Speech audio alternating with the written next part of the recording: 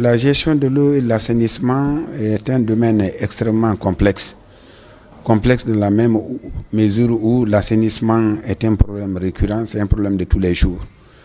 Et aujourd'hui, aucun État ne peut se dire être en mesure de satisfaire les besoins de toute sa population en desserte en eau potable. Donc c'est pourquoi ces deux secteurs qui sont extrêmement difficiles à gérer.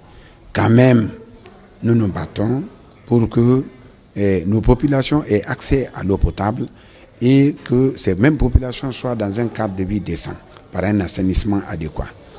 Et comme vous me demandez de ces deux secteurs, je vais commencer par le secteur de l'eau.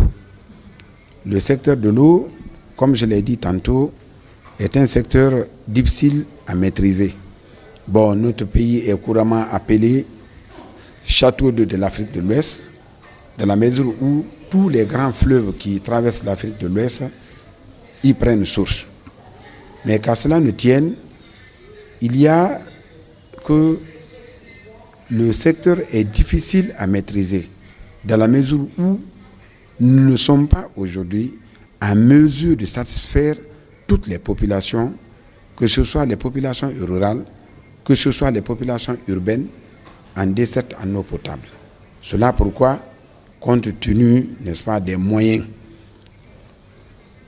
l'environnement est fortement dégradé aujourd'hui. La plupart des cours d'eau qui traversent nos villes, nos villages, sont dans un état de dégradation très avancé.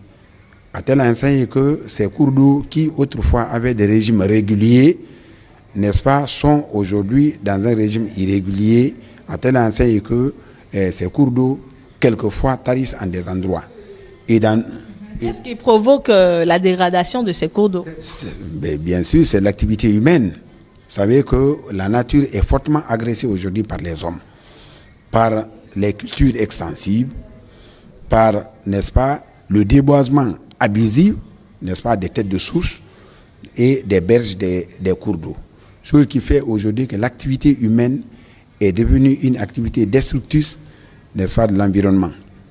Et avec la pression aussi démographique que nous connaissons, le besoin, n'est-ce pas, ressenti par les citoyens d'avoir chacun son propre toit, fait que tous les sites qui servaient autrefois de forêt naturelle, n'est-ce pas, les sites qui servaient autrefois de protection des têtes de source, ces endroits sont aujourd'hui fortement, n'est-ce pas, envahis par les hommes en termes de construction d'habitat, en termes de pratiques culturelles, comme je l'ai dit tout à l'heure, de pratiques culturelles extensives, qui fait que cette année, on défriche ici, l'année prochaine, on va ailleurs. Il y a aussi la pratique, n'est-ce pas, des feux de brousse, qui fait que, n'est-ce pas, la faune et la flore sont complètement affectées. Et aussi se mènent d'autres activités. Par exemple, l'extraction, n'est-ce pas, des gisements d'or et de diamants. Donc, ce sont des facteurs qui concourent fortement à la dégradation de la nature. À tel enseigne qu'il faut beaucoup de politique. Au plan guinéen, l'État a transféré des compétences. 32 compétences sont transférées au niveau des collectivités, parmi lesquelles figure en bonne place le secteur de l'eau et de l'assainissement. Quand nous avons été élus, nous avons fait ce qu'on appelle les diagnostics. Nous avons fait 3 diagnostics participatifs. Ces diagnostics ont consisté, n'est-ce pas, à la mise sur le terrain des équipes d'enquêteurs. Ces équipes multisectorielles. Quand je dis multisectorielles, c'est-à-dire que beaucoup de cadres des services déconcentrés se retrouvent dans ces équipes.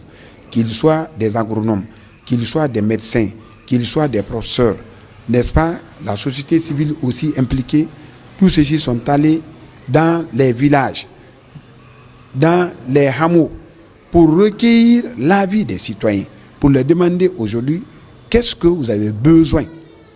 Donc nous avons compilé toutes ces informations, nous les avons remontées, la municipalité a mis en place une équipe pour les synthétiser et nous avons abouti au fait que les populations ont beaucoup plus besoin d'eau potable et d'un assainissement, n'est-ce pas, dans le cadre de l'amélioration de leurs conditions de vie. C'est ainsi que la municipalité, n'est-ce pas, avec l'appui des partenaires au développement que sont Guinée 44, Guinée 44 est une ONG française qui joue l'interface entre la commune urbaine de Kindia et les autres collectivités qui sont en partenariat avec cette commune. Donc avec l'appui de Guinée 44, nous avons pu, n'est-ce pas, mettre en place un document de planification stratégique qu'on a appelé Kindia Horizon 2015. Donc ce document de planification tient en compte de toutes les préoccupations soulevées par les citoyens. Et c'est un document que nous avons mis en place dans le cadre d'un PDL, autrement dit d'un plan de développement local. Donc ce plan de développement local est un plan décennal, donc qui prend en compte toutes les préoccupations, tant dans le secteur de la santé, tant dans le secteur de l'éducation, tant au niveau des infrastructures routières, etc. Maintenant, c'est ce qui nous a permis, avec les partenaires au développement, dans le cadre de la gestion, n'est-ce pas, de l'eau, à mettre en place un projet. Ce projet a été financé par l'Union européenne et par l'Agence française de développement en appui avec qui viennent appuyer du moins la collectivité de Kindia dans la mise en œuvre de cette compétence. C'est ainsi qu'avec ce projet qu'on a appelé projet Facilité eau, on a pu faire beaucoup d'aménagements de cours d'eau. Vous savez qu'il y a beaucoup de sources chez nous. Ces sources, on les a aménagées. On a aussi exploité les ressources en eau souterraine par, n'est-ce pas, les forages, par les puits améliorés. Ceci a concouru, n'est-ce pas, à l'alimentation en eau potable de nos citoyens. C'est ainsi qu'aujourd'hui, l'État aussi a un service qu'on a appelé le service national d'aménagement des points d'eau. Ce service national d'aménagement des points d'eau est un service, n'est-ce pas, qui évolue en milieu rural. Là où il n'y a pas le réseau, n'est-ce pas, de la SEG, autrement dit de la Société des eaux, c'est, n'est-ce pas, cette structure de l'État qui se charge aussi de faire l'aménagement des points d'eau, comme son nom l'indique, en milieu périurbain et en milieu rural. Donc, avec la SEG, la commune urbaine a passé un contrat. Et cela, aujourd'hui, concourt au fait que, avec la SEG, cette convention nous a amené à aménager ce qu'on appelle les bornes fontaines.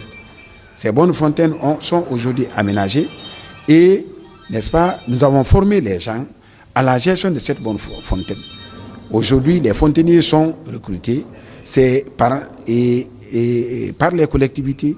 Ces fontainiers sont formés à la gestion, n'est-ce pas, et travaillent aujourd'hui, n'est-ce pas, pour le compte de nos populations. Bon, en milieu rural également, au niveau de ces points d'eau, nous avons mis ce qu'on appelle les comités de points d'eau.